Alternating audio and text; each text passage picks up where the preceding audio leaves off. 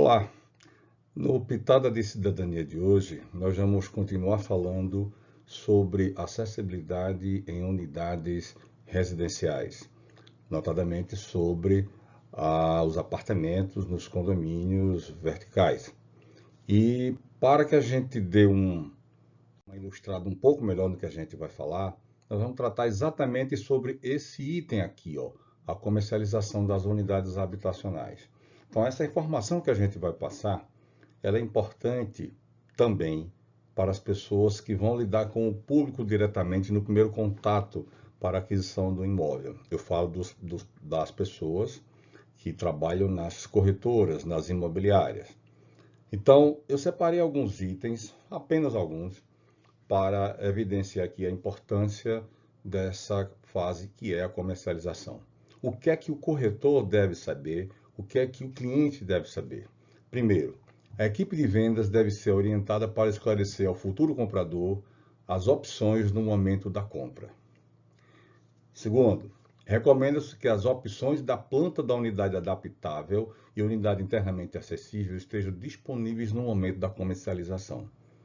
Então, despertado o interesse do consumidor pela unidade habitacional, essas opções de planta devem estar disponíveis para que ele possa fazer as opções. Explicitar que não é permitida a perda de ambientes para unidades acima de 70 metros quadrados na conversão para internamente acessível, ou seja, a partir de 70 metros quadrados você tem que manter a mesma quantidade de cômodos. Deve-se informar o prazo para a solicitação da adaptação da unidade, que é uma obrigação do empreendedor em atender, sem custo para o comprador quando solicitado até o início da obra.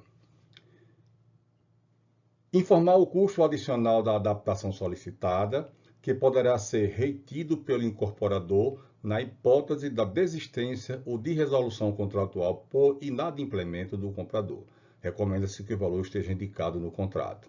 Ou seja, em opções de desistência, você tem um valor contratual que deve ser pago. Explicitar a diferença de unidade internamente acessível e de mais unidades autônomas para adaptação razoável, que é aquela adaptação na qual não é prevista a alteração de layout dos ambientes, sendo disponibilizados os itens listados no anexo 2 do decreto. Na comercialização das unidades habitacionais, deve-se ainda perceber esse detalhe que é de suma importância. Caso o comprador não solicite a conversão da unidade internamente acessível antes do início da obra, deve-se esclarecer que a unidade adaptável está preparada para receber conversão no futuro, conforme recomendações constantes no Manual de Uso e Operação da unidade. Nesse caso, os custos de adaptação correrão por conta do comprador. Ou seja, se o comprador não decidir até o início da obra, as mudanças correrão às suas expensas. Apresentar recursos de acessibilidade que poderão ser demandados pelo comprador para a complementação da unidade internamente acessível ou para adaptação razoável. É também um item que consta no anexo 2 do Decreto 9451. Informar prazo para solicitação dos recursos disponíveis sob demanda, previsto no anexo 2 do decreto. Isso também deve ser feito até o início da obra. Informar qual o tipo de vaga adotado pelo empreendimento, autônomo ou vinculado de uso comum, explicitando como e quantas vagas serão disponibilizadas para pessoas com mobilidade reduzida. Isso é um item muito importante, porque tem gerado muita controvérsia e muita confusão no mundo dos condomínios. Então, essa informação deve ser prestada ao comprador com a devida antecedência. Aqui tem um item fundamental, que é quando você vai fazer a conversão de unidade adaptável pelo próprio usuário. Ou seja, é de interesse dele, mas é às suas expensas.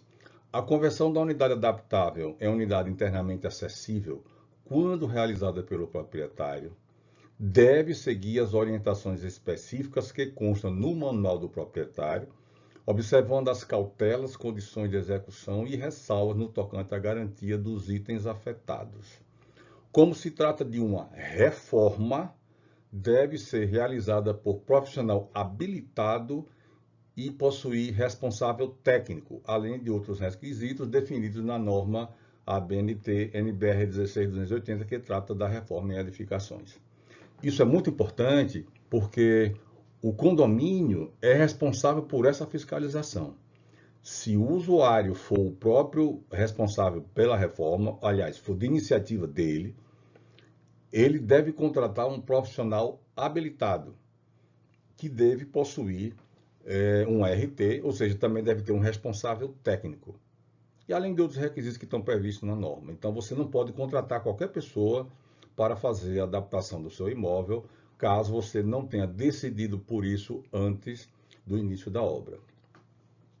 Então, se você é corretor imobiliário, se você vai estar pensando em comprar um apartamento agora, um apartamento na planta, você deve saber que esse decreto está em vigor e que é obrigação, inclusive, que no seu município esse decreto conste no Código de Obras e que as prefeituras, ao recepcionarem os projetos, devem verificar se esse decreto está sendo obedecido.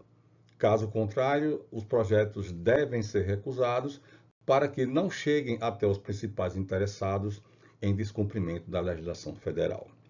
Eu sou o professor Lívio Silva, da Universidade Federal de Campina Grande, leciono desenho técnico e arquitetônico, e se você tiver interesse em mais informações a respeito desse tema ou de outros que versem por acessibilidade, é só me contactar por um desses modelos aí de contato. Até o próximo vídeo.